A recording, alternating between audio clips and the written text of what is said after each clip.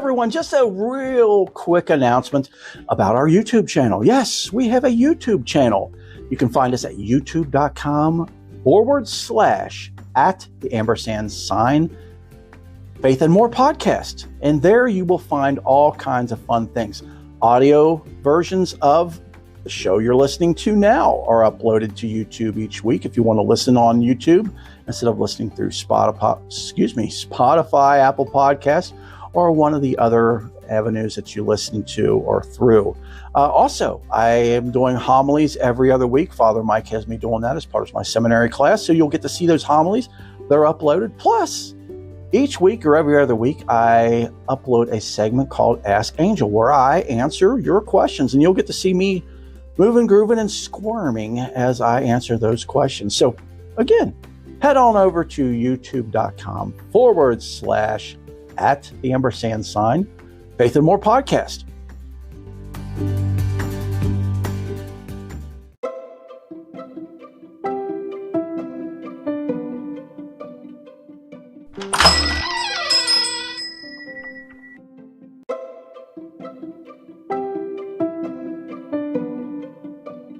Hello and welcome to the Book Nook. Come on in and have yourself a seat.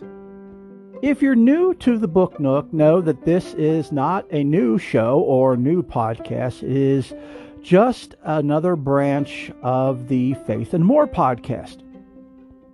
So what I do here in the Book Nook is we sit down once a month and we just chat. I share with you updates on things that are going on with me personally as far as studies and practices and things of that nature.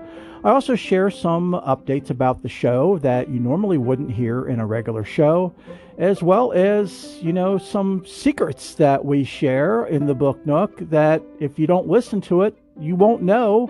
And then when you hear it in the show, you're going to be surprised.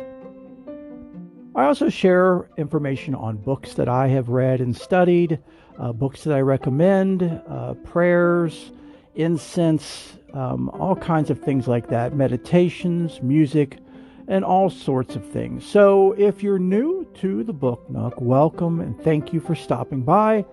I sincerely hope and pray you find everything you're looking for here in the Book Nook and more, as well as everything you're looking for and more in a podcast with our entire Faith and More podcast.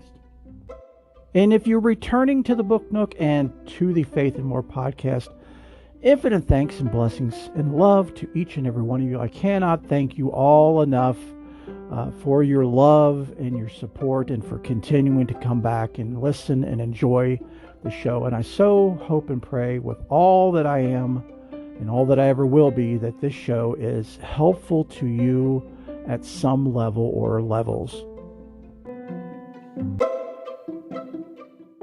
Howdy ho and shalom, shalom, everyone. How is everyone doing? Welcome. Welcome to the Book Nook.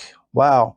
It's going to be hard to top, which we never try to top previous Book Nooks or shows, but it's going to be hard to beat last month's Book Nook. Boy, that was extra, extra spicy, and I didn't perceive that it was, but man, there were a couple people that really, it rubbed them the wrong way, the wrong way. Anyway, we'll talk about that here later on when we get to the me part of the show. But again, how's everybody doing? How y'all doing? I mean, here in the Northern Hemisphere, it's winter, and it's usually our coldest time right now in February, depending on where you're at. And I know those in the Southern Hemisphere, you're what? You're in fall? Or no? Where are you? You let me know where you are. But anyway, I hope everybody's doing well. And if not, I hope you're all doing great and that you're all blessed. I know one of our dear brothers down in Texas this past week had to deal with ice. Yeah, ice. They had an ice storm and they were iced over for days, and it iced for days.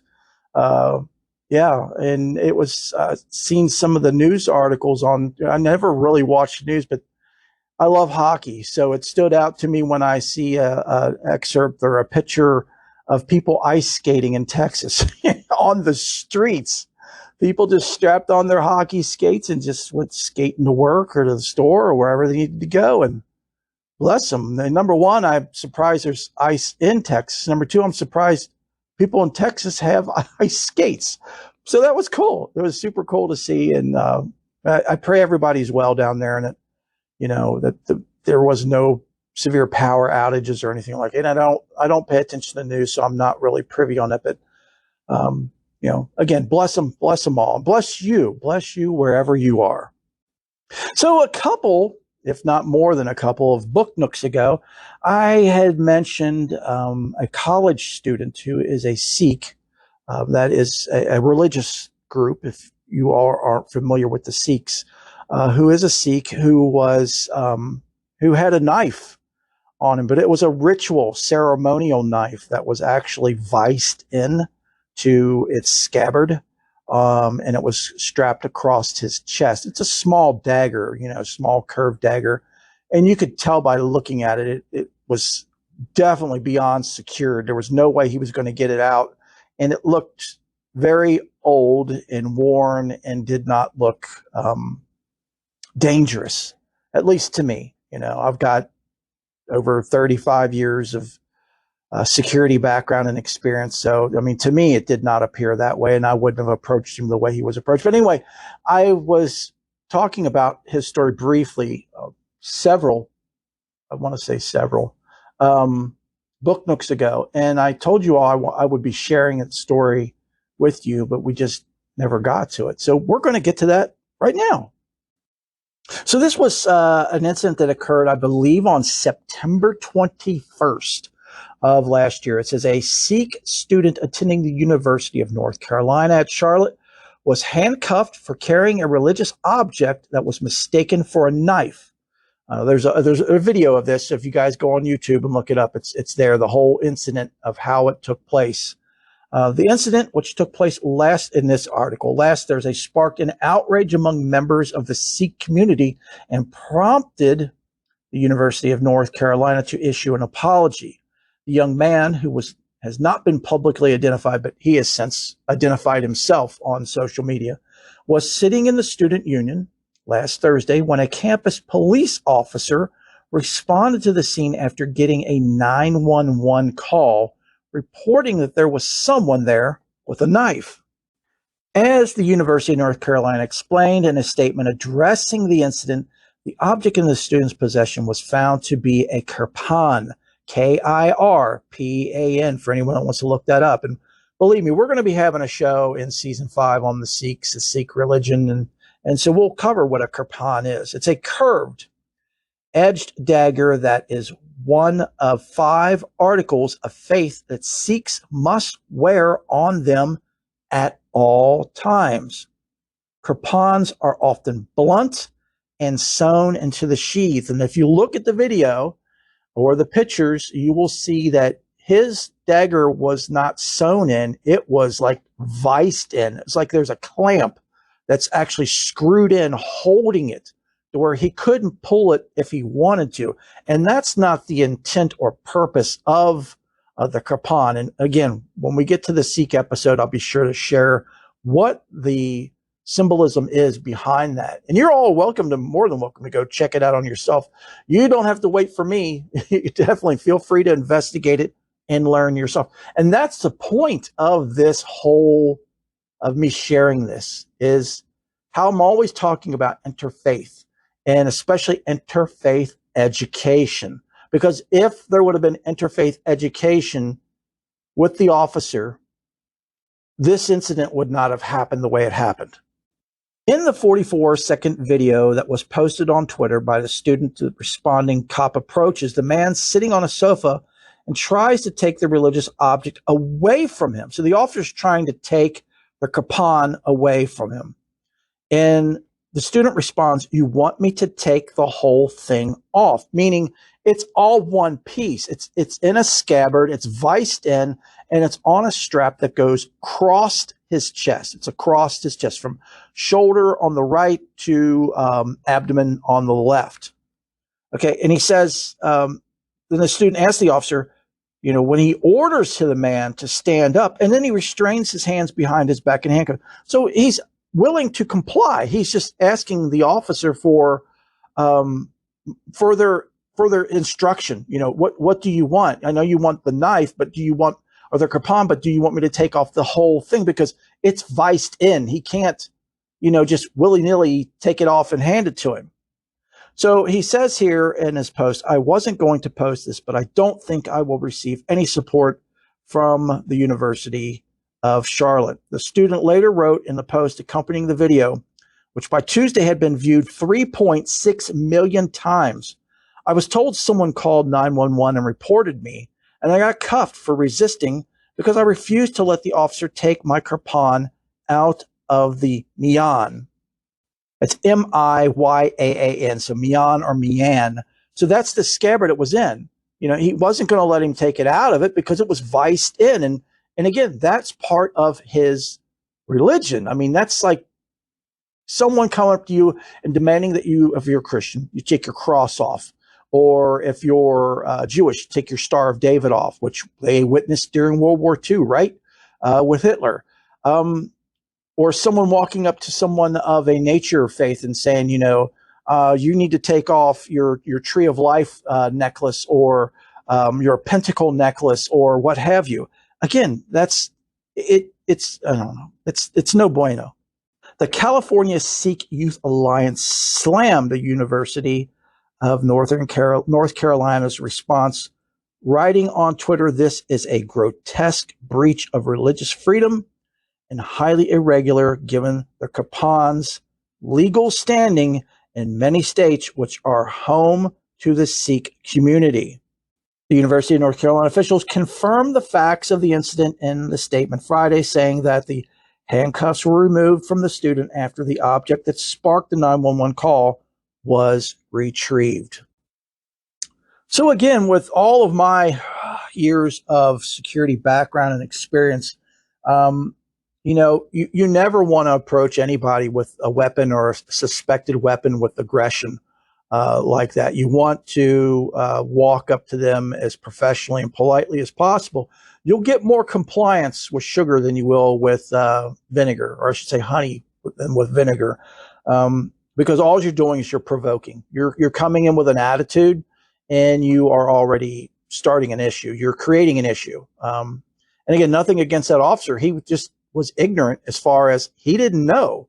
He was doing what he was trained to do and how he was trained to do it. He was not aware of the Sikh religion. He was not aware, of the kirpan. Raise your hand. How many of you are familiar with the Sikh religion or aware of a kirpan?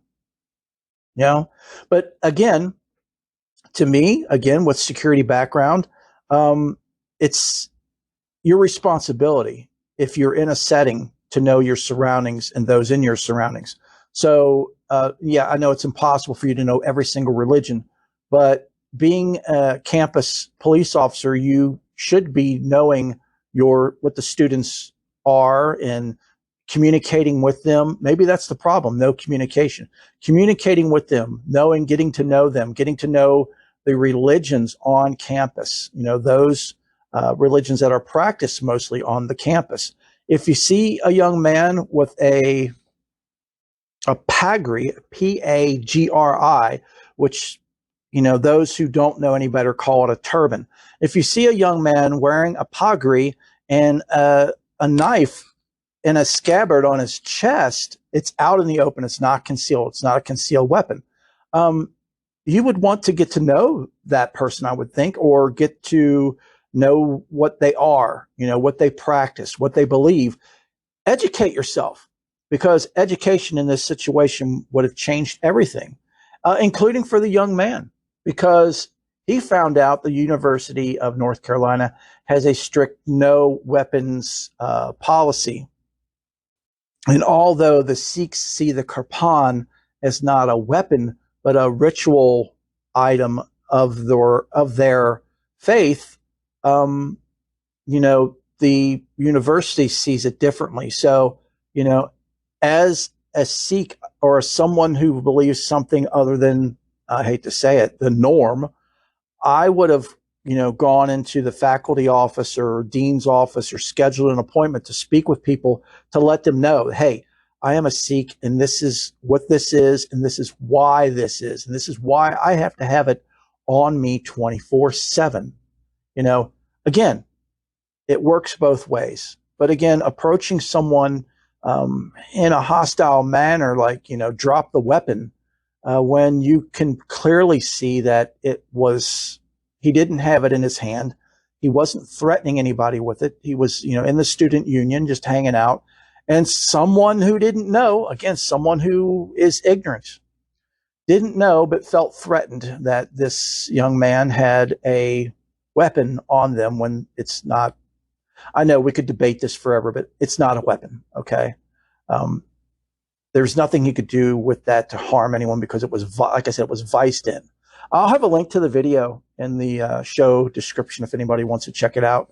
But again, it's just like the whole purpose of why I am constantly talking on this show about the importance of interfaith and learning other faiths. And as you all know, who are longtime listeners to the show, I meet a lot of backlash on that. I get a lot of backlash on that from, I don't want to call them, well, they are extremist Christians or fundamentalist Christians, or Christian fundamentalists, however you want to look at it, that will not move or budge on their religion, that flat out refuse to learn anything about any other faith than their own. Heck, they don't even know their own faith. They won't even learn their own faith. They go by it on their ego and their pride and the titles that they have or what have you. It's just poison, all around poison. But again, folks, I wanted to share this with you guys, and I do apologize sincerely that it's taken so long to get to this story, but, the divine does it for a reason. So perhaps it is helping someone right now who is hearing this that may find themselves in a similar situation, maybe on a bus or subway or something like, or on an airplane or something like that, where you see someone wearing a pagi, which we call, us ignorant people call a turban, and with a ceremonial dagger strapped across their chest. Especially on an airplane, with all the 9/11, poison and garbage and programming, people would freak out. But now you know this. Now you have a little bit of understanding that, if you are in a situation where you must approach somebody in that situation who has that, then you know how to do it. You know the right way to go about it. You know to approach them with kindness, love, compassion, and professionalism, not in any kind of attacking manner. And speaking of Sikhs, if you are a Sikh and you're listening to the show and you would be willing to do an interview with me for an episode on the Sikhs in season 5, I would love to speak with you. I would love to interview. I would love to have you on the show and for you to share your beautiful and amazing faith and religion with all of us. So if you are Sikh and you want to be on the show, or you would love to share your faith with us, please reach out to me. My contact information is at the end of this show and at the end of every show. So next is music. We haven't talked about music in quite a long time, have we? Well, I specifically want to talk about what you're hearing right now. I'm just going to play just a short clip so you guys can hear it.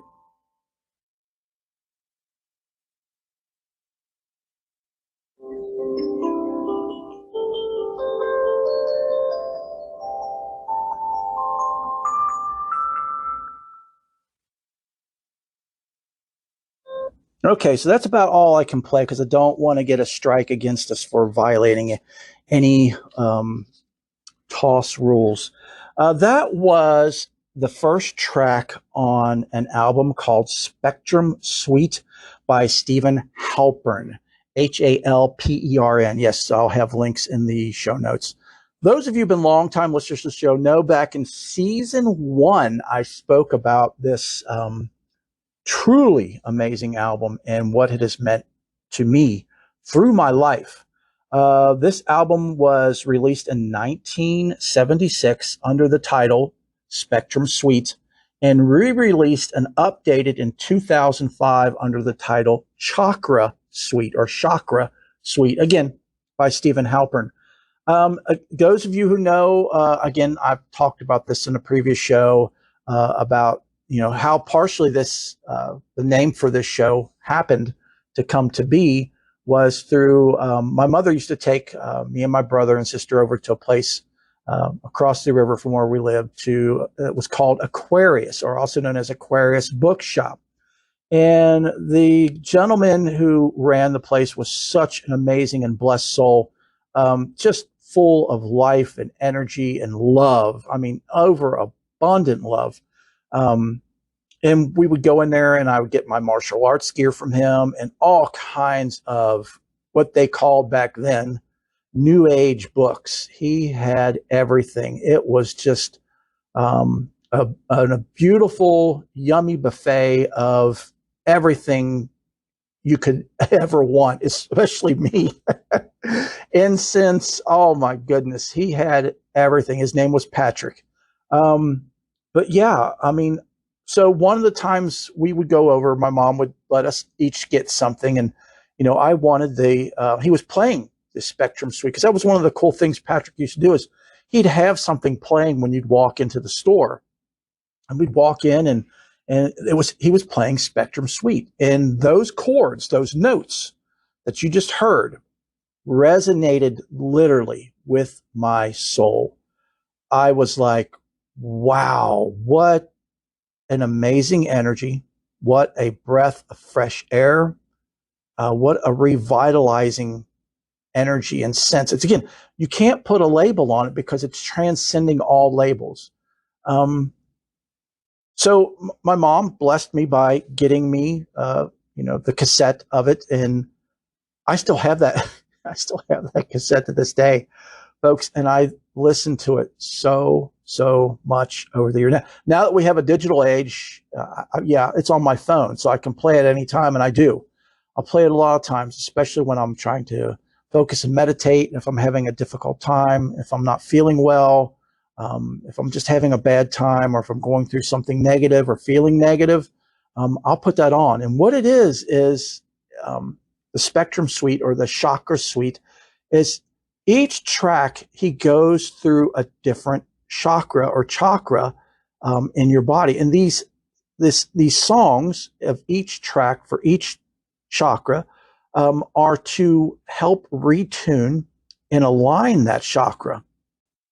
Again, I can't say enough great things about this album and the music that's on it. It is such healing music. So if you are in need of healing, and whether that's mentally, physically, spiritually, all the above, have a listen. I will have a link to it on YouTube where you can listen to it for free in the show notes. I highly recommend getting the album and putting it on your phone or your device, whatever digital device you use the most. That way you can take it with you wherever you go, and no matter what's going on in your life, when you need it, it's there at your fingertips. Next is books. We haven't talked about books in a long time on the Book Nook. All right, well, maybe we have, because I've shared books through what I'm studying in seminary, and of course that's what I'm going to be sharing a little bit with you all now. But yeah, this book that I'm currently studying, well, one of many books that I'm currently studying for seminary, it's called Church History in Plain Language by Dr. Bruce Shelley. Dr. Bruce Shelley was a longtime professor of church history and historical theology at Denver Seminary. He joined that faculty in 1957. He earned a PhD from the University of Iowa and received a theological degree from Fuller Seminary. He also attended Columbia Bible College. Dr. Shelley wrote and or edited over 20 books, including Church History in Plain Language, All the Saints Adore Thee, The Gospel and the American Dream, Theology of Ordinary People, and the Consumer Church. He served on the editorial advisory board of the Christian History and published numerous articles for magazines and encyclopedias. He served as consulting editor for InterVarsity's Dictionary of Christianity in America. He was a corresponding editor of Christianity Today and published articles in Encyclopedia America, Evangelical Dictionary of Theology, and New International Dictionary of the Christian Church. So you would say, well, sounds like an academic book. It is, and then it isn't, because the one thing I love about many things I love about Dr. Shelley is, as he said, plain language, church history in plain language. So this book, it's wow, it's $20 new on Amazon and like $10 on like thrift books and the used book circuit.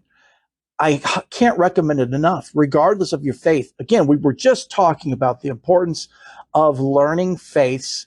And those of you who are Christian, you definitely need to know your faith, especially the history of your faith, where it came from, how it developed over the centuries. And if you're not Christian, it's important that you at least know the basics of church history. So you know where people are coming from different types of churches within Christianity, so you can better relate with them and have a better conversation with each other. So the book is set up in an amazing format. You can tell he's put together dictionaries and encyclopedias most of his life. Unfortunately, he's no longer with us. He's gone into repose and has passed on. But this book is just, you can flip anywhere. It's like an encyclopedia, and it gives you each chapter is a very bite-sized chapter, but it's so packed with information. Now, here's an example. My seminary professor, also my spiritual director, assigned me 2 chapters. So I went ahead and did the prologue, chapters 1 and chapter 2. Okay. My essay, just for those 3, for the prologue and chapters 1 and 2, was 18 pages long. 18 pages. So that tells you, that's more pages than there was in the chapters in the prologue altogether. But that just tells you how much information is in this amazing book. I can't recommend it enough. Like I said, for everyone, get it. It's so easy to read, even easier to understand. It's definitely one of those books that's addictive. Once you start, you won't want to put it down because it's extremely fascinating, or at least to me. History of any such type, especially Christian history, is just, it's amazing. And you can't get enough of it, and you shouldn't get enough of it, any kind of history on any kind of faith. So that's the book recommendation for this week. And yes, I will have a link to it in the show notes for Amazon, but please feel free to look at used book sources where you can get it at a better price and save yourself some money. So next thing I'd like to talk about is the elephant in the room, and it's not Ganesh. Those of you who are Hindu get that one. It's not Ganesh. Is the Cash App. And, well, Angel, you said you were never going to ask for money. I'm not asking for money. Again, I've been spending a lot of time with my spiritual director, and he's been really, you can't be in a box with him because he's constantly pushing you out to where you can't get to a box and you can't get to a comfort zone. And it's beautiful. It really is. I know a lot of people would drive them insane, but to me, it drives me to evolve and to grow. And he was like, what is your big hang up about not accepting donations, financial donations? And I was like, well, other than the tax thing, which he schooled me on as far as how much you would have to make in order to have to file or claim it. But anyway, he was like, why are you not allowing people to help? And I was kind of taken aback by that. I was like, well, I have the Amazon wish list for the books. And he was like, no, I'm talking about people don't have time to go on and go through your book list to see what, and then discern what book to get you and send it to you. So It's easier for people who have the means that want to help you in your ministry and the show to just give you a donation. The Cash App is very easy to use, and millions of people use it. It's safe, it's secure. So why aren't you doing it? Why aren't you? And then he goes, why aren't you allowing people to do God's work? And I was like, what? I never thought of it that way. You know, if you all want to help, you all want to contribute to the show and to my ministry, which is not just the show, it's literally everything. My ministry is 24/7, literally. It's the show, it's the Book Nook, it's the Oblates of Perpetual Light, it's everything I do on Facebook, it's every person I interact with, it's people in person that I assist as well. And I have offered and continue and always will offer to assist all of you absolutely free. But as he was saying, all of that takes time, and a lot of that takes money, because I can tell you, I mean, and this is nothing to do with anything other than just sharing. My family has spent over the past year over $1,000 easy in equipment for me to improve my ministry. We've got 2 YouTube channels now. We have one for the Oblates and one for this show, for the Faith and More podcast. You know, it costs money for equipment, for quality cameras, for, you know, this wireless mic that I'm using that's improved the show, I believe, 1,000-fold. So, I mean, like he was saying, why not allow people who have the means and want to be a part, to make an offering, to help? And yeah, I had no rebuttal for that. I had no argument to come back. I couldn't debate that. I lost that. So that is why the Cash App is up now, and the Amazon wish list for books is gone. Well, not gone. It's still there. It's just I'm not advertising it anymore. The Cash App is there for anyone. It's not a requirement, and don't feel obligated. It's just there that if you have the means and you want to help with the show and support the show, it's there for you to do so. You know, it's a gift that will always keep giving. So anyway, I just wanted to explain, and I hope that was quick and painless, about the Cash App and why that's there now. You know, why I'm talking about it at the closing of every show now, and it's always in the show notes or show description, the link to that for anyone that wants to, you know, contribute to the show, to the ministry. You all are family. You all are brothers and sisters. We always are, regardless if you give or not. So again, I don't want anybody to feel obligated, but I wanted to explain why there was a change and why that's there. Secret time. You know, it's been so long since we have had secret time that I feel an obligation to explain what secret time is, because there's a lot more people listening to the Book Nook now than there have been ever. And thank you all for doing that. So what secret time is one of the original reasons why the Book Nook came into being, and that was to give all of you advanced information on changes to the show, updates, things, just all kinds of things that normally you wouldn't know until it actually happened. And you were like, okay, well, that was different. What was the reasoning behind that? You know, why did he change this? Why did he add that? So that's what secret time is all about. But we haven't had it for quite a while because there really hasn't been anything to share as far as secret time. But that has changed with this secret time. Yes, folks, this is first of all, the last Book Nook of not only this season, but the last show labeled as Book Nook for the Faith and More podcast. But no worries. The show is not going, this show, of the show, or from the show, or I don't know, now I'm talking circles, chasing my tail. This segment of the, or part of the Faith and More, that's a better word, this part of the Faith and More podcast is not going anywhere. It's just changing names. Now, someone might say, why? Because the Book Nook, you explained, and it had such significant meaning for you. Yes, for me, but it really didn't for anybody else.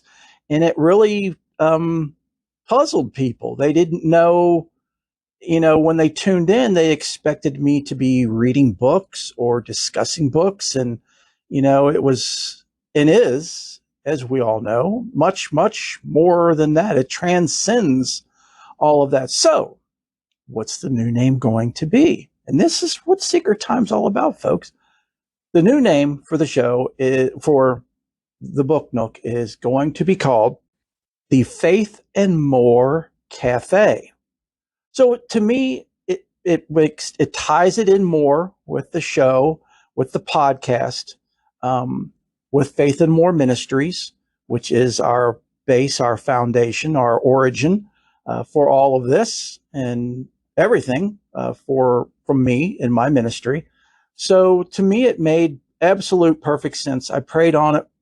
Spirit was like, well, how about, Faith and More Cafe, the Faith and More Cafe, because at a cafe, you can sit and chit chat, which is what we do. We sit and chit chat and share secrets and, have a cup of coffee or, a cup of tea. And we just sit down and spend some time together, share some moments. Right. So again, this show is going, this show of the show is going, I'm not going to do that again. It is going to continue on. It's just going to be under a different label, flying under a different flag. That's all, but it's all going to stay the same. So what else is changing?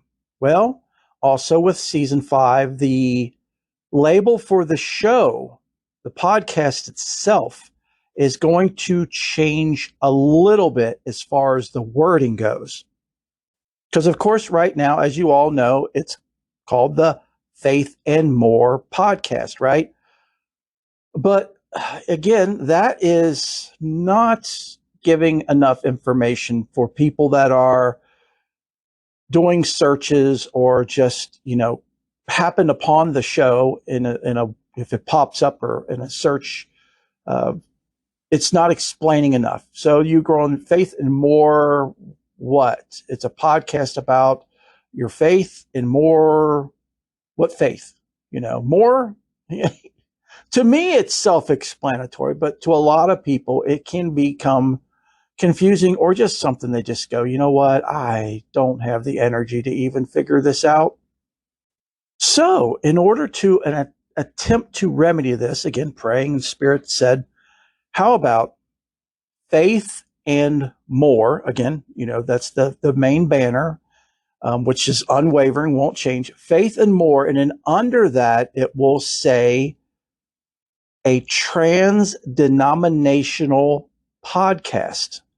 So some of you say, you know what? You just made it more complicated. No, because trans-denominational, I just recently learned this word myself through a study that I'm doing right now. The book is called A Practice of the Presence of God by Brother Lawrence, and it was written by this amazing monk back in the 1600s. Yep, there'll definitely be a show on that in season 5. See, there you go. There's another secret that was unintentional.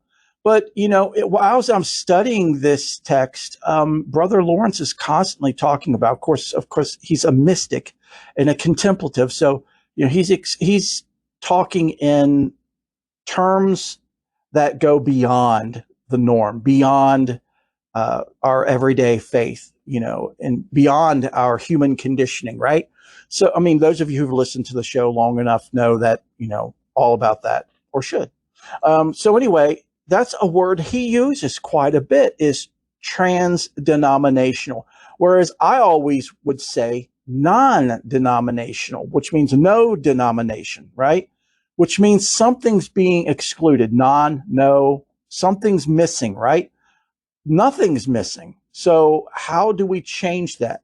By saying trans-denominational, which means it transcends all denominations. And to me, and thanks to Spirit and Brother Lawrence, that perfectly fits our show. Now, yes, it may leave some people scratching their heads, but my deepest hope and prayer is that it will spark their curiosity, to say the least, and therefore get more people to come and listen to the show.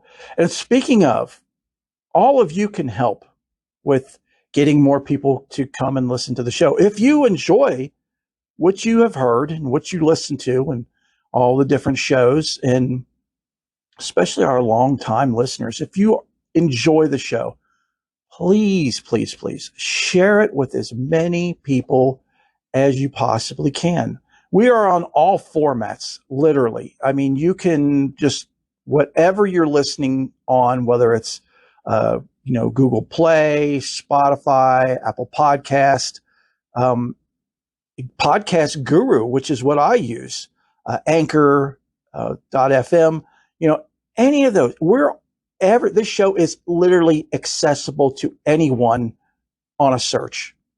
However they listen to their podcast or music, it's that easy to find. I don't think there's anything that we're not on. If there is, let me know so we can get that corrected. But share the show and share it with your loved ones and your friends or coworkers, anybody you feel could benefit from the show. Also, another great way to help the show is to, when you listen on whatever platform, say if you're listening on Spotify, you can rate the show and you can also comment on the show by leaving a review. And by doing that, it pushes the show up higher on their scale. So when people are doing just like a general search, it's more likely to pop up in that search and they'll be able to find us. So those are some of the ways that you can help, other than, what I just recently talked about, a few moments ago about the Cash App. But wait, there's more. And indeed, there is more. I'm telling you, folks, season 5 is a moving and grooving, shaking, a whole lot of things going on season. So what else? How about video of the podcast?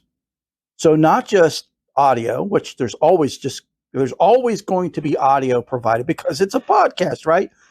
But what about YouTube video to go with it? What about me recording or videotaping a show and posting it not only in podcast form, but also in video form on our YouTube channel? And if you're not familiar with our YouTube channel, please, you're missing out. It's a really nice format for us to have more content for the Faith and More podcast, Faith and More ministries, et cetera, so on and so forth.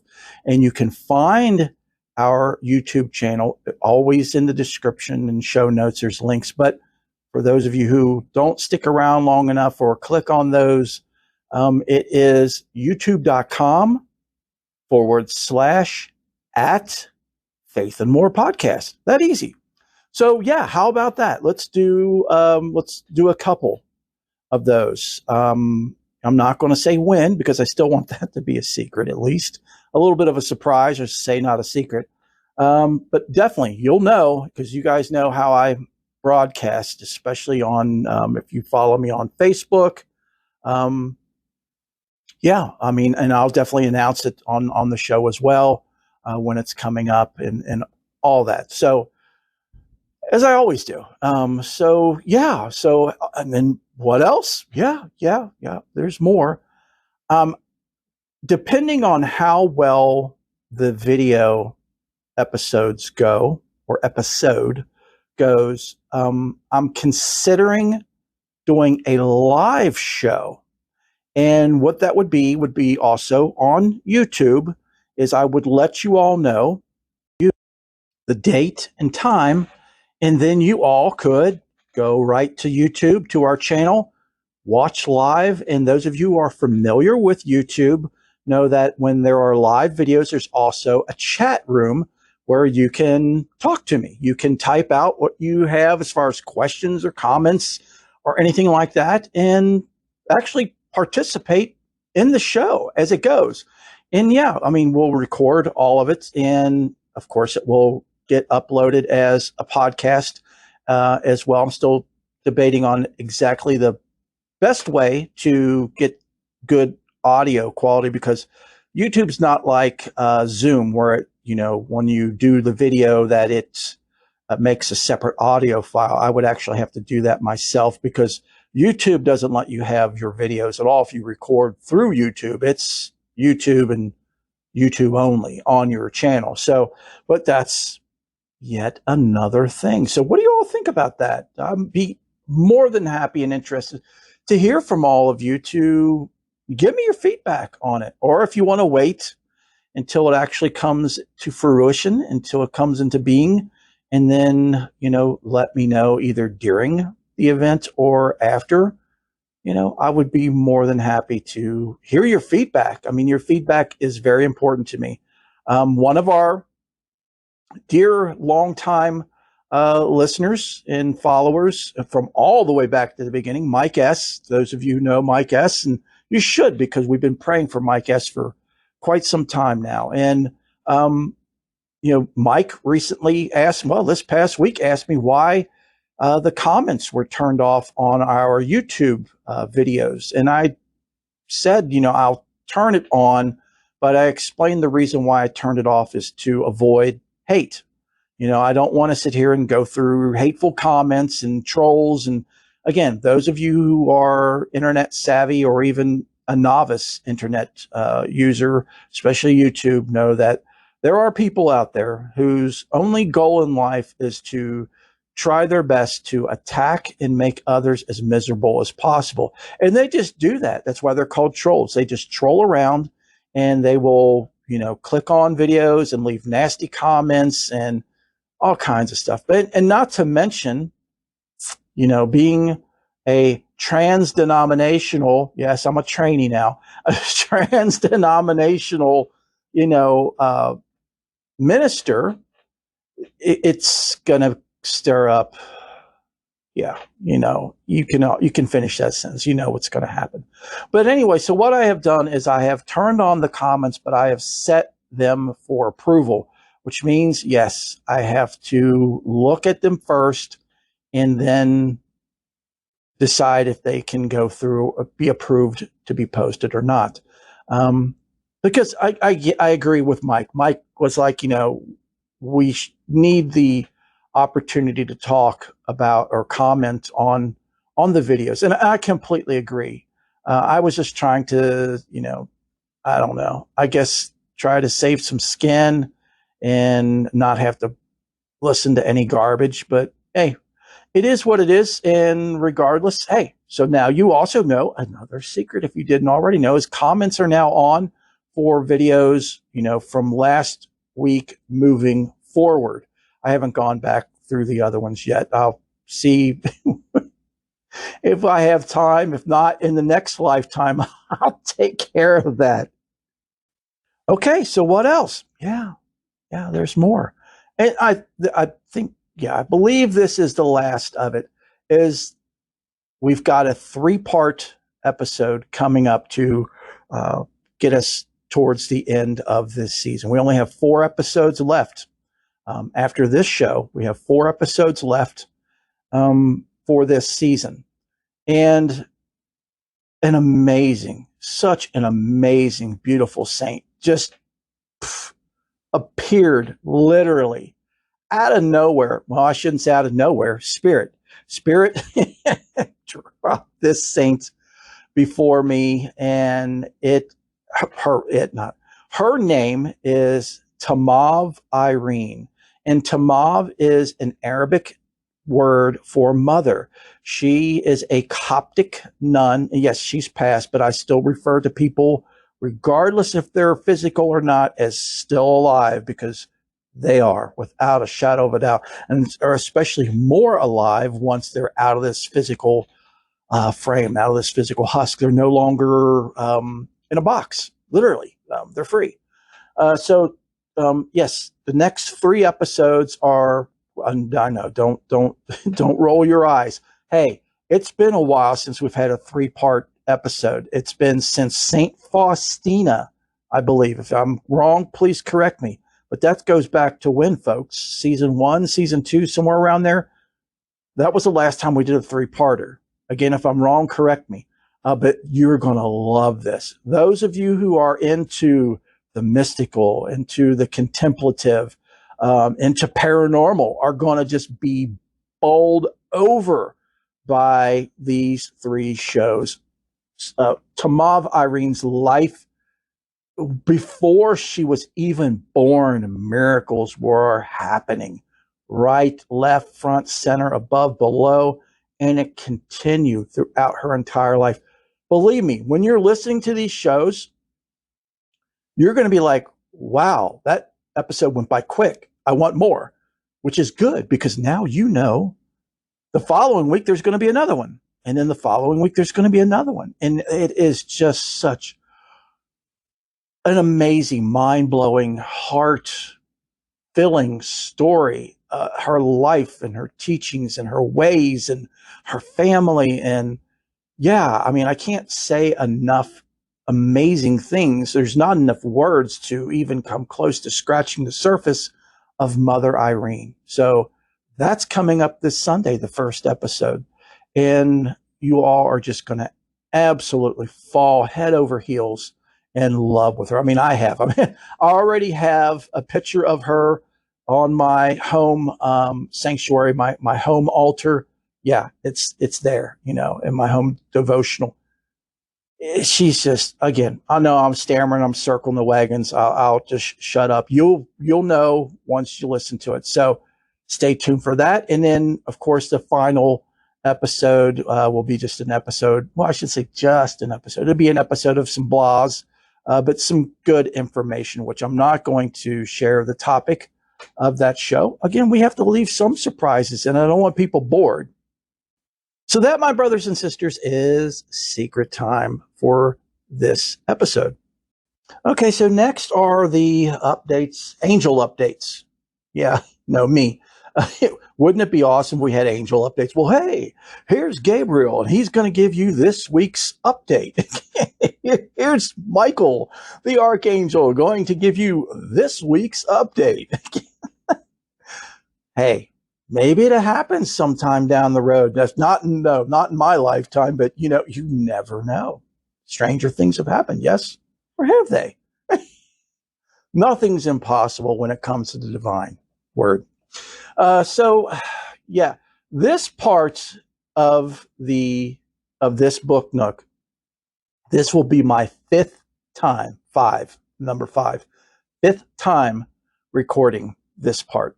And this is the very first time in all of we're over 80 episodes if you're counting the Book Nooks, over 80 shows, over 80 podcasts. I have never, ever in all my days re-recorded, deleted and re-recorded so much, so often.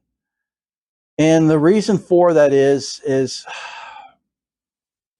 last week's Book Nook caused up a stir. It kicked a hornet's nest, so to speak. And believe me, those of you who know me know that was not my motivation and intention at all. I was sharing, and those who listen know, I was only going to share a little bit, but Spirit moved me to share more.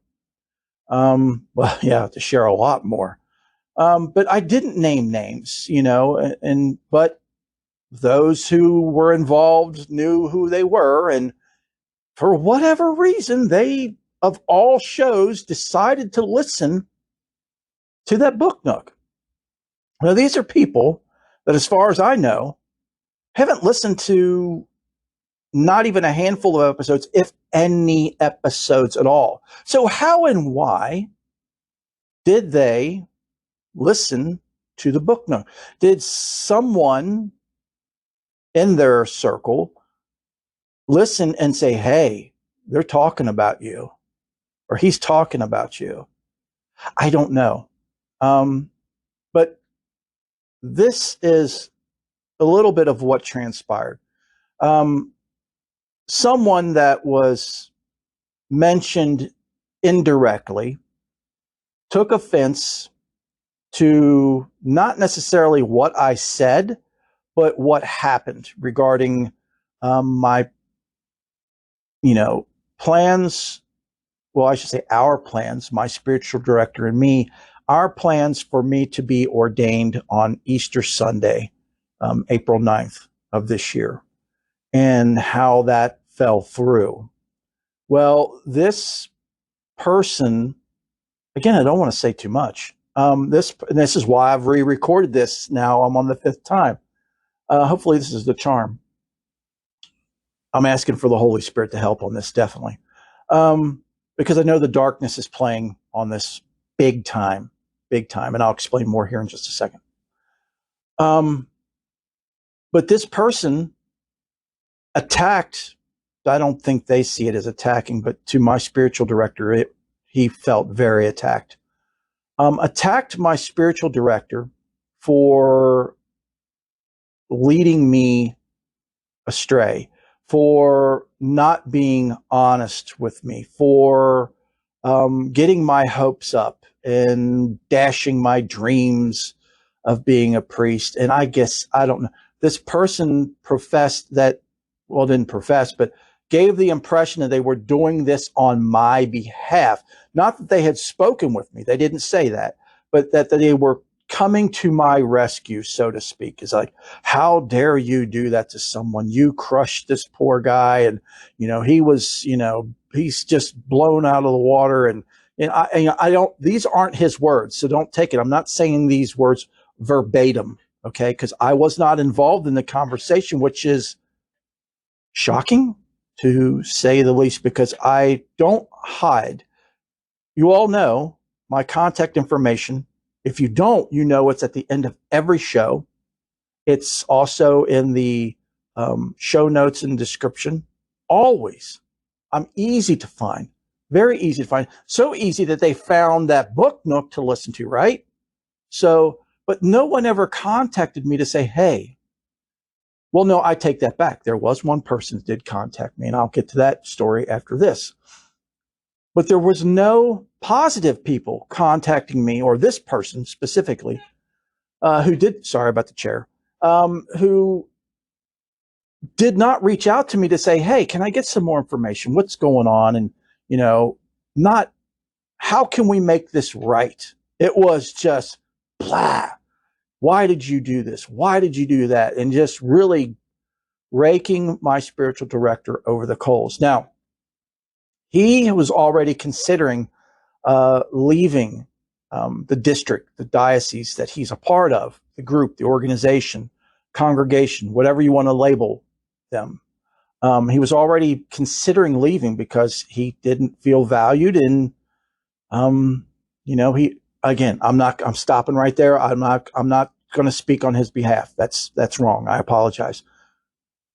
But anyway, this person didn't contact me first and say, hey, what's going on? And again, how can we make this right? What can we do? Let's put our heads together. Let's get to know each other. Let me see what I can do. It may not happen April 9th, but let me see what I can do about, getting to know you, making sure your credentials and ducks are in a row, and get you ordained. No, it was just blasting my spiritual director to the point to where he resigned. He left that group. And, there's pluses and minuses with that, now he's a ship floating in the water that's trying to build his own group, his own denomination, his own church. And, I'm doing what I can to help that, because he's just an absolute amazing being. I love him beyond words. And as you can hear, I'm not using his name anymore because I don't want any more garbage. I don't want any more backlash.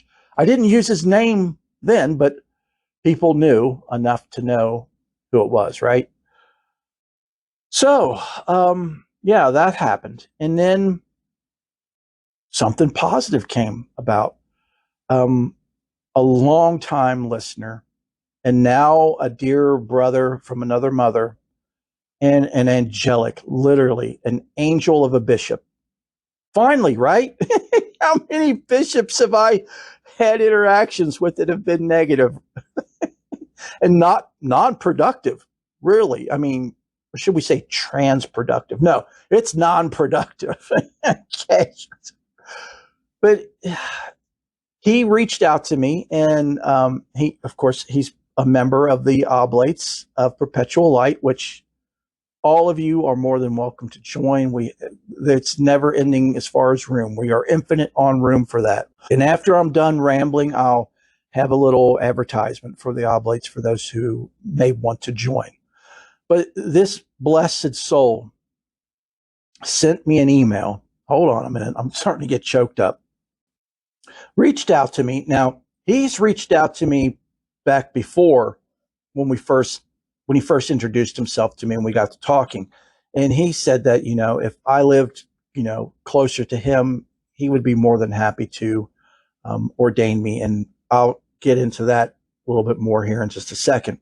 But what he did, I get an email from him and I'm opening it up and there's a certificate attached. And I'm like, okay. And I'm reading it.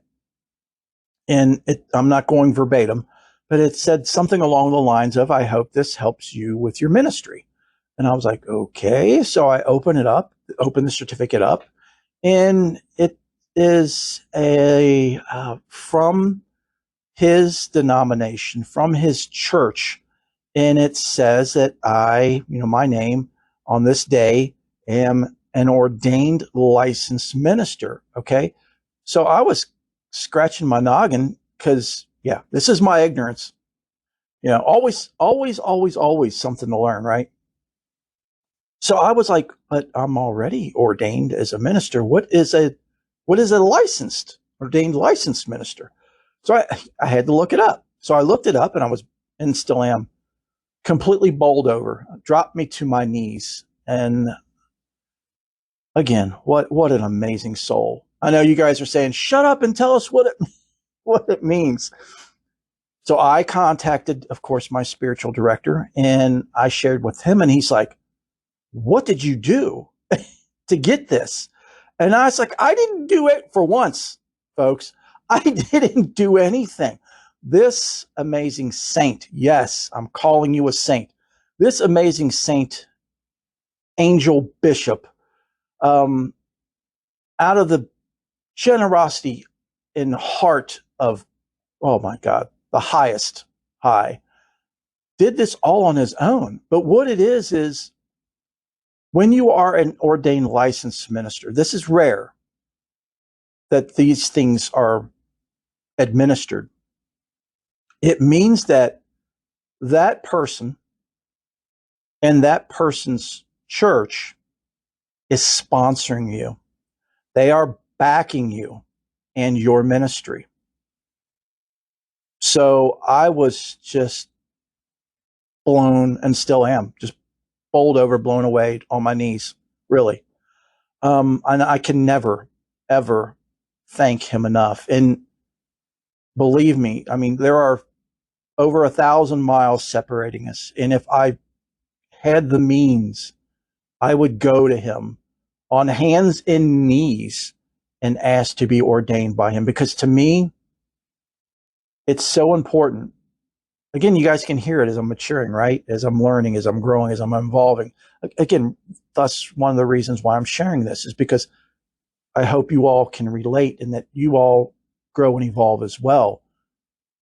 Is that it is so important that you have a heart connection with your teacher, with your bishop, with your church. It adds so much more to you, to your practice, to your ministry, to everything, literally, right? So I know I'm saying right a lot with the question mark at the end. But anyway, I mean, I would just be, it would be absolutely one of the greatest moments in my lifetimes to be ordained by this angel, by this saint, by this bishop. Who knows? Well, no, I shouldn't say that. That's not a question. The divine knows. The Holy Trinity knows if and or when that is ever going to happen. But that gets us into what else is going on. And I apologize, folks, that I'm being or appearing to be long-winded. There's, I hope you all are still listening and getting something from what I'm sharing. But this month has been a roller coaster. The lows have been low and the highs have been high. So with this certificate, that a few days after that, I always meet with my spiritual director on the majority of every Sunday that we possibly can. We do a Zoom meeting, and he's thousands of miles away. But he was like, of course, he's such an amazing, beautiful being that I know most of you wouldn't take it this way, but with him, you cannot be in a box, curled up in a corner with your favorite blanket sucking your thumb. He doesn't allow that. Well, I still have my blanket, my favorite blanket, but I don't use it on Sundays. Okay, I know, maybe too much information, right? But anyway, I hope you get my point is that he's constantly pushing, poking, prodding you to expand, evolve, question in a good way. And he asked me, why are you waiting to do your hospital ministry? Now, those of you who listen to the show for any length of time know that after my surgery, my heart surgery, after I survived and in the process of recovery, I made a commitment, a vow to the divine that after I recovered, I would do all that I could to be able to become a member of clergy at my local hospital where I was, so that what happened to me doesn't happen to anyone else. Now, you might say, well, what happened to you? Those of you who don't know, I'll say this very quickly or try. I was hospitalized for 2 weeks at 2 different locations of the same brand hospital. Only once during that entire time, very, very lonely, very, very scary time of being told you probably aren't going to survive this. And then in the surgery, it was even worse than that they actually stopped, called my wife and said, his chance of survival is gone from 40% now to 25%, right? There I go with the right again. Why am I saying that? But anyway, I beat those odds. And I've been doing everything I can. I'm an ordained minister now, ordained licensed minister. So my spiritual director is like, hey, you've got this credential now. This is key. Why aren't you putting it into use? Get in that hospital. Do what you told the divine you would do, or what you vowed to do. And I said, but, here we go. But I only have one available day a week, and that's Sunday, because I'm off on Sundays and Mondays from work. And believe me, my ministry is 24/7, during work week. I'm also doing ministry work. Again, these shows, the YouTube, the Oblates of Perpetual Light, Facebook. I'm very active on Facebook personally and ministerially. There we go. And also on the Facebook page for the Oblates of Perpetual Light. I'm busy making videos for the YouTube, right? So the only days I have available is Sundays and Mondays. And Mondays are for family. It is the only day that my wife, my son, and I have that 24 hours together or close to that. And it's extremely important. It's vital. really. I can't give that up. Won't give that up. That's what helps. They're the main reason why I'm still here, why I fought so hard to live, to survive, and do every moment of every day. And yes, you all are included in that too. I don't want you all feeling left out. Yes, you all are the reason why I'm here too, and then why this show is here, why I just keep that. So he said, well, why don't we just skip one Sunday a month and you can go and do that one Sunday? And then I said, but here comes the but again.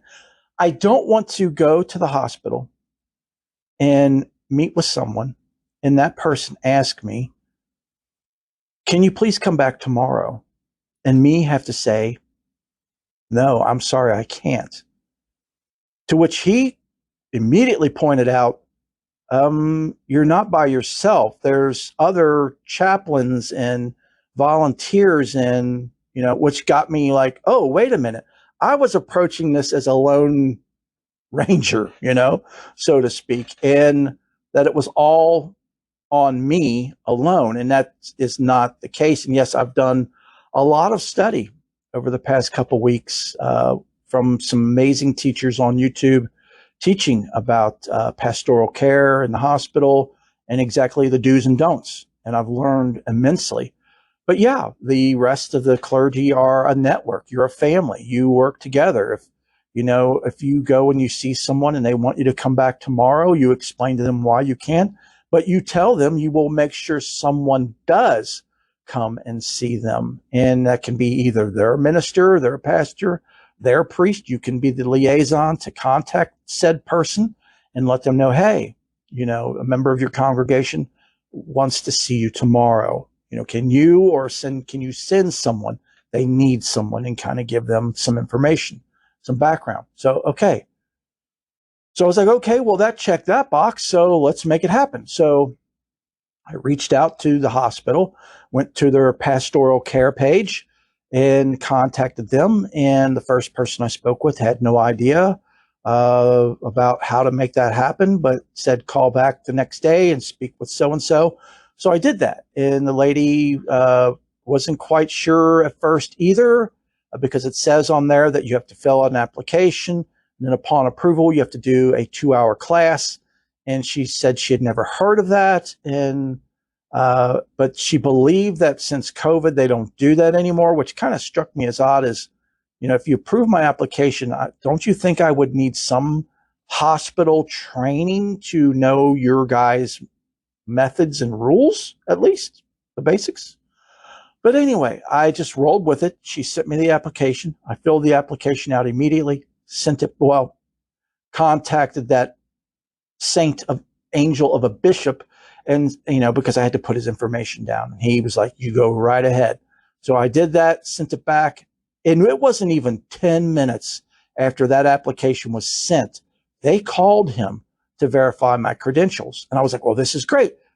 I'm eager. They're eager. Maybe, obviously, question mark. But then I didn't hear anything back for a week. And I was like, hello? And she was like, oh, yeah, you've been accepted. Your application was approved. You should hear something by the end of the week. End of the week came, nothing. So the beginning of the following week, I was like, I haven't heard anything. Is everything all right? Do I need anything else? And she was like, oh, no. And then she sent me another email saying, you go to the hospital's HR department. You've been approved. Get your hospital ID badge. You're good to go. I'm like, great. All right. So I go to the HR department, get the ID, the badge, go home, email the person. That's the, I don't know, I guess you would say the organizer for the volunteer clergy. Of course, they've got odd names for everything, which you'll see here in just a second. So again, from these lessons that I've been studying, they say that, when you arrive at the hospital, you're to go to the registration desk and ask them for a census, a copy of the day's census. And what that is a printout of all those people in the hospital that are requesting visitation by a member of the clergy. And so I wrote this person and I said, hey, where do I go to? I want to come and visit, do some visiting this Sunday. And I'm talking this Sunday, which I'm recording right now, which is Sunday, February 12th, very early in the morning. So I wanted to go and do this visitation. Got the badge ready to go. Where do I pick up the census? And she wrote back and said, oh, you must be mistaken. You can't visit anyone. You can only visit members of your congregation. And I was like, what? Yeah, the say what? I'm not going to put in there. I think I've done enough sound effects for one show. But I was like, well, what? Yeah, why did I have to fill out an application? Why did it have to be approved? Why did I have to go get a badge? Why do I have the badge? Because as just an everyday Joe bloke, I can go and visit any member of my clergy or whomever requests me to come and see them. I don't need approval for that or a badge. To which she replied, I'm sorry, I thought that is what you were looking for. And I said, no, I am looking to become a volunteer chaplain, a volunteer member of your clergy in your hospitals to visit those in need. That is why I went to the pastoral care page and contacted you through this phone number, and you replied through email. So she replied that she apologized and said that they have a position of they're restructuring that part of the hospital, the clergy. And she said they call it volunteer visitors. There's nothing in there that says anything about clergy, but anyway, regardless of the label, and that they are hiring a new director for that position. And once that person is hired, then that person will go through applicants and go from there. So she said she would take my information and that program is currently on hold for new volunteer visitors, and asked me if I was still interested. I said, absolutely. Absolutely. I'm here. Let's make this happen when we can make it happen. Right. I said, I did it again. I got to stop that. Becoming like a tick. I don't like that. So that's where we stand with that. And then a couple of days later, she contacted me and said, are you wanting to be, here we go. Are you wanting to be a volunteer visitor or a Eucharist minister? And I replied, wherever you need me, I can do both. And she thanked me and said she would make a note of that and we would go from there. So that's the big update on that. A lot of work, a lot of time was put into that. And again, infinite thanks, blessings, and love to my spiritual director for pushing me in a loving way, in a holy way, to get me off my rear to make this happen or try to make this happen. And infinite blessings, thanks, and love to the saint, angel, bishop, who is, supporting and backing me in my ministry. Cannot thank either one of them enough. So what does that bring us to? Well, that brings us to darkness, right? We just recently did a show. I know, I'm sorry, folks, I'm talking, but believe me, this is all pertinent and I believe can help. If not, you're free to click off now and go, or come back at another time when you're bored, maybe sitting on the toilet and don't have nothing to do, but listen, you can turn me on. I'll move you. My voice will move you.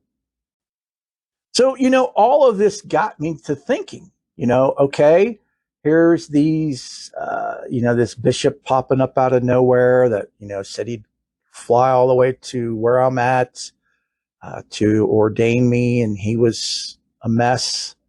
And now, then, the possibility of putting our ducks in a row and getting me ordained on April 9th, which is Easter. And those of you who know me know that Easter is like the absolute day for me. It's such an amazing, auspicious day for me, other than the resurrection of Jesus Christ, which is above all, at least for me. I was born on April 6th, 1969. If you pull up a calendar, put in April 6th, 1969, what day was that? It was Easter Sunday. So for me to have been ordained on that day would have been just literally over the moon. You know, you can't even say the icing on the cake because it transcends that. It goes above and beyond that. But regardless, that didn't happen. It's not going to happen. But again, yeah, here, that fell through. And here another bishop, well, no, I got his title wrong before because I called him Archbishop. I forget titles. It doesn't matter anyway, right? He was able to ordain me. So whatever, it doesn't matter at this point. But that person, instead of stepping forward to assist or try to assist in making it happen, didn't. And negative came from that. So, that got me to thinking and got me to praying. And now that stuff with the hospital. Here I was this close, so close to getting in to be able to help and heal people in the hospital. And that was thwarted. To me, in my heart, that there's absolutely no other reason for it other than darkness. And those of you who've been listening to the show know a couple shows ago, we did a thing about seeing in the darkness. Imagine that. Spirit has me do a show on that, and look what's transcending. Look what's transpiring. Look what's taking place. Is that which is dark does not want you to do the light. It wants to do everything it can to diminish your light. And I have noticed while meditating and praying and contemplating, which is pretty much all the time, there's that voice that's creeped up that I haven't had to deal with since my surgery. Well, I should say a couple months after my surgery is when it stopped. And it's the darkness saying, why are you doing this? Why are you wasting your time? Obviously, they don't want you to be a priest. Obviously, your show's not doing good. Obviously, you aren't needed. Obviously, you're worthless. Obviously, you're wasting your time. You talk about impermanence. You preach about impermanence. But yet here you are doing all these things for all these people who don't care. And then you're wasting your time. This is time you could be doing stuff for you.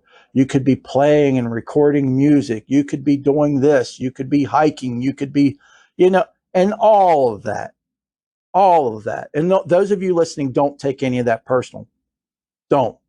That's the darkness talking. And the reason why I'm sharing this is because I know you all go through this and experience this too. The old little cartoon image of a devil on one shoulder and an angel on the other is semi-correct, except the locations are wrong. The devil or the darkness is in the head, and the angel or the divine is in your heart. So, of course, the darkness can't make you do anything, but they can whisper so loudly that it can be deafening at times. It can almost turn into screams, or yes, turn into screams. And no, I'm not schizophrenic, folks. I'm not turning schizophrenic, I promise. I know this because I've dealt with this throughout my entire life, and I know all of you have as well. It's the reason why, not the reason why, but part of what persuades us to do things that we know are wrong. that we know we should not do. And yes, we're all guilty of that in our life. Yeah, if you want to go by Christian terms, it prompts us or persuades us to sin, and that's exactly what the darkness is doing. The darkness is trying all that it can to extinguish my light, your light, everybody's light. And we need to fight that. We can't give in to that, and we can't give up. So no, I am not going to stop working towards my ordination, my holy orders. I'm not, or I should say the holy orders, not mine, the holy orders. It comes from the Holy Spirit, the divine, the Holy Trinity. I am going to continue until there is no life left in this frame to make that happen. And that is a huge vow, because that is, I firmly believe, part and parcel as to why I am still here and why I did not die on that operating table on June 30th of 2020. And I apologize, Haven. I know she doesn't like when I talk about this because it brings up so much really bad memories and heartbreak. The stuff her and my son went through are just beyond words, the pain that they went through. And I can't apologize to them enough for that. I mean, yes, part of it was hereditary, but a lot of it was stuff that I did to myself because of poor diet over so many years. More information on that old episodes. So yeah, that's where we're at is, I'm not going to give up. I'm not going to give in. I'm not going to quit. I'm just going to do as what I always say, folks, dig deep, or I should say dig deeper. But does that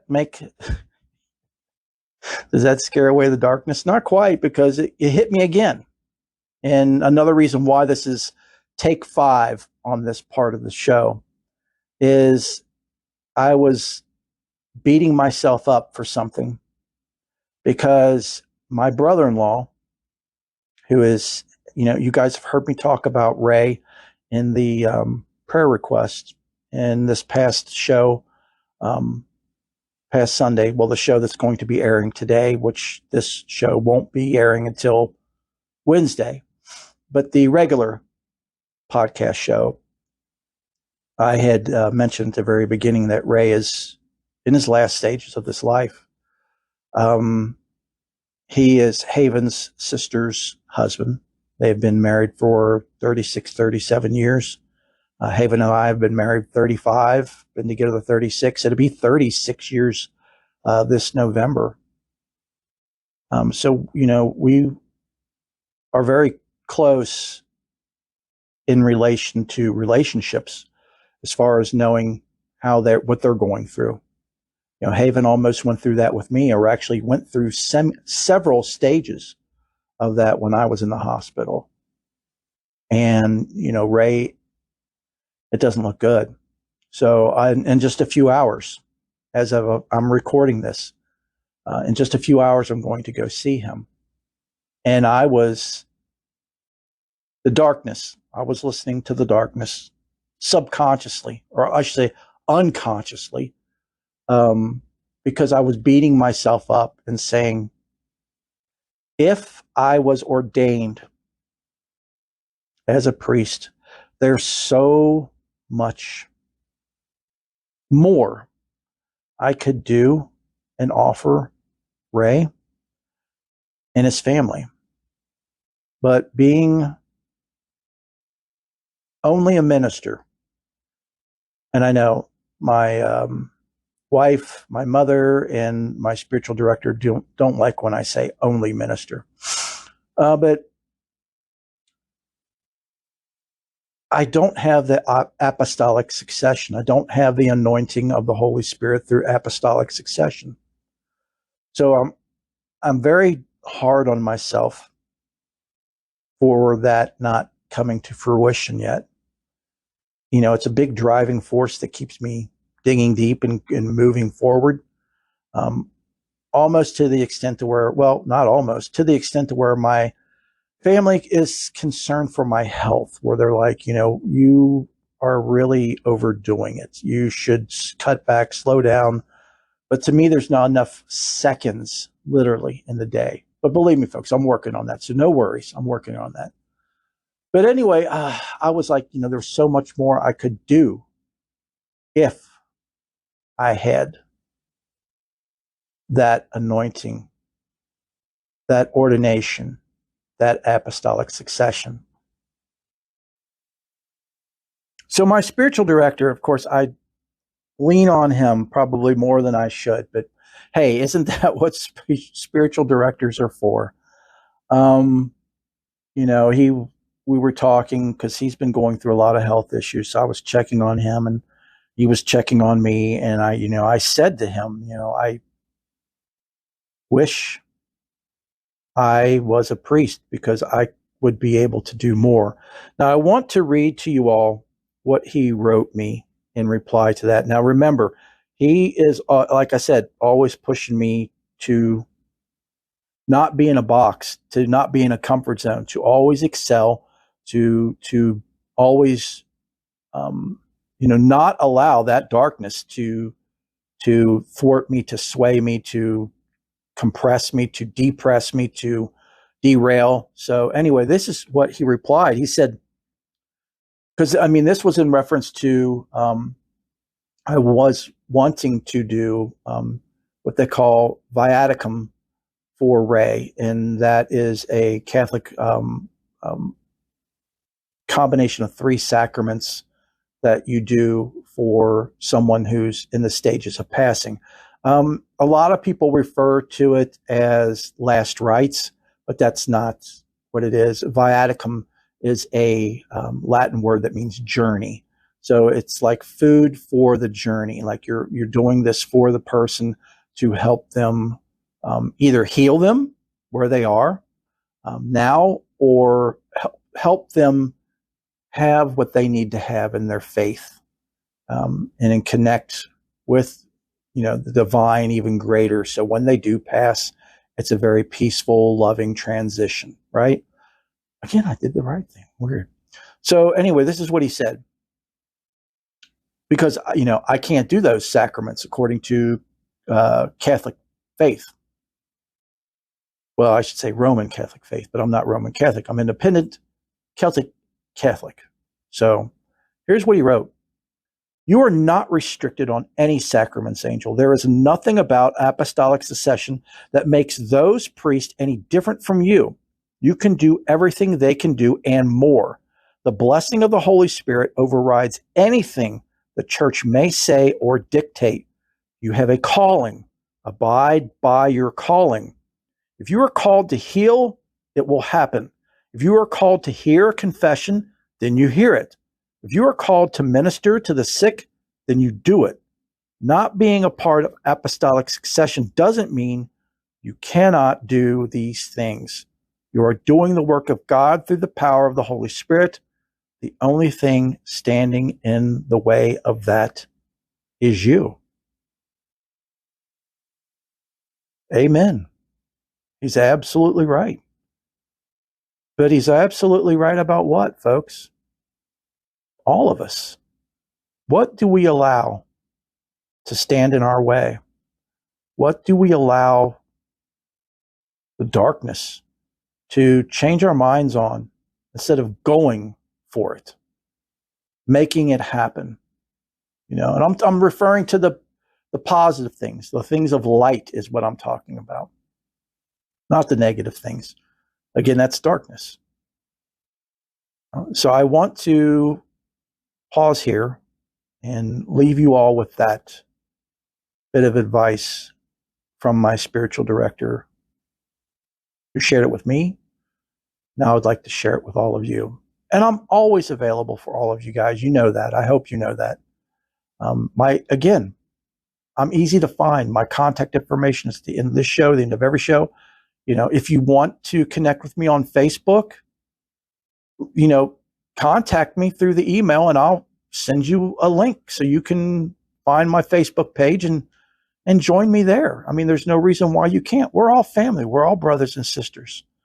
So I will go ahead and pause here, folks, and we'll wrap this,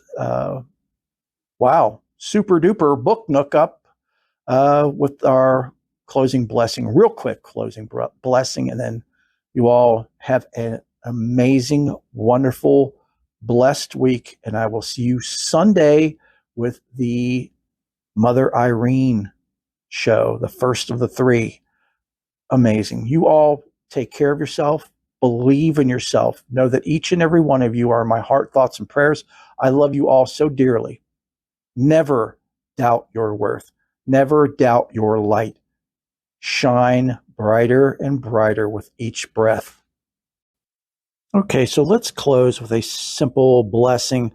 This is an Irish blessing called May the Raindrops Fall Lightly.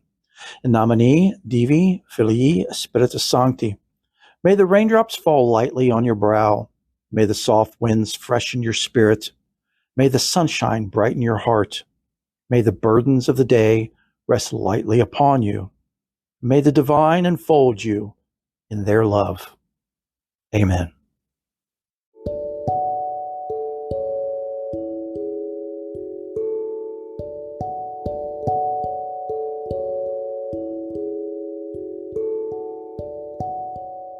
I so hope and pray that you all have enjoyed the show and that it has helped you in some way.